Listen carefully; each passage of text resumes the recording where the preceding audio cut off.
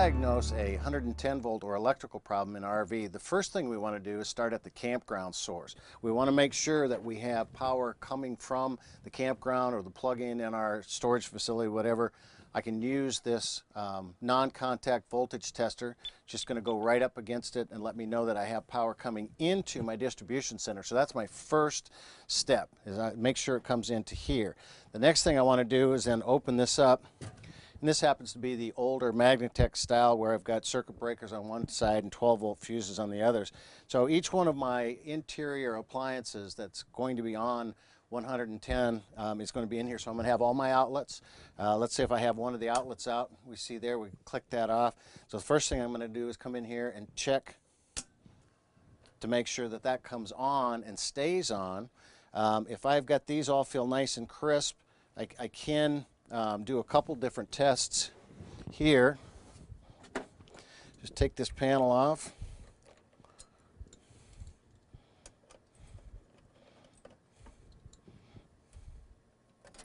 Right off to the side. Okay, and so here we've got, I'm just going to get down here a little bit lower. And I'm just going to take a simple little tester. And all I want to do is make sure that I got power coming in. So I clamp onto the ground, which all this metal around here is going to be ground. And I go in, and I see I've got my light comes on. So I know that one's good, that one's good, etc. Now if I am testing a circuit somewhere, and I want to make sure that I know which side of the parts is ground, I'm going to actually ground it to myself. And I'm going to go in here and hit, and you'll see a very light light come up, and that's telling me that whatever I just touched there, that is actually the hot side of that. So now if I know I got a good circuit breaker, I'm going to shut this off here. The next thing I want to do is go to the actual appliance that's not working, and we've got a refrigerator cavity out here, the refrigerator out of the cavity. And let's say if I didn't have power into my refrigerator, it'd be really easy to go to the back side of the vent outside and simply just go right into here. We see here we've got the actual wire. So we know that it's actually probably something in the refrigerator if that's not working. So same thing with the microwave. We verify that we've got power down to the bottom. It's real easy to come up into here. And every microwave in here is going to be pretty much a residential style, even though they're vented in the front like this.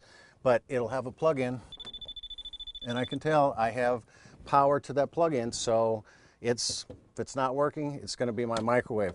Now to back up just a little bit further, one of the things I didn't say, if I do have a problem with one component, say the microwave or the refrigerator, I do want to verify that other 110 volt systems are working, so I would want to check either an outlet in here. And one of the things with the outlets, when you're checking these systems, is a lot of these outlets are, anything that's near water will be actually ganged to a ground fault circuit interrupter. If that's tripped in the bedroom, then this unit right here, which is working, let me go back in the back and I'm going to pop that circuit and we'll see if that's connected to it.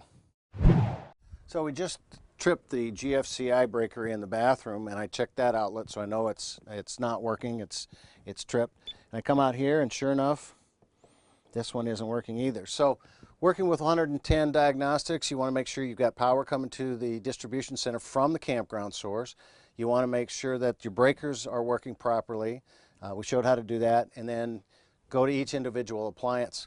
And keep in mind, if the outlets don't work, could be that it's hooked to the GFCI and it's just tripped.